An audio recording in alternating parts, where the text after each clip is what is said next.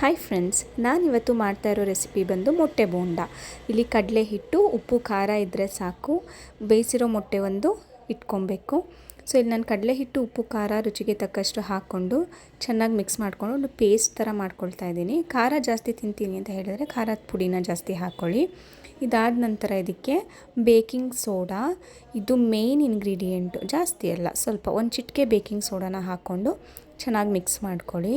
ಮತ್ತು ಇಲ್ಲಿ ನಾನು ಮೊಟ್ಟೆನ ಬೇಯಿಸಿಟ್ಕೊಂಡಿದ್ದೀನಿ. ಸೊ ಇದನ್ನು ಹಾಫ್ ಆಗಿ ಕಟ್ ಮಾಡ್ಕೊಳ್ತಾ ಇದ್ದೀನಿ ನಾನು.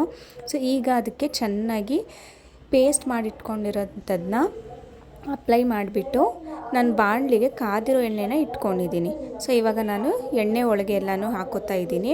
ಇದು ಲೋ ಫ್ಲೇಮ್ನಲ್ಲೇ ಮಾಡ್ಕೊಬೇಕು, ನೀವು ಮರ್ತ್ಕೊಳ್ಬೇಡಿ. ಹೈ ಫ್ಲೇಮ್ ಇಟ್ಟರೆ ಬೇಗ ಸೀದೋಗೋ ಚಾನ್ಸಸ್ ಇದೆ. ಮತ್ತು ಸ್ಟವ್ವಿಂದ ದೂರ ನಿಂತ್ಕೊಳ್ಳಿ, ಬಿಕಾಸ್ ಎಣ್ಣೆ ಹಾರುತ್ತೆ ಮೊಟ್ಟೆ ಹಾಕಿದಾಗ ಎಣ್ಣೆಗೆ.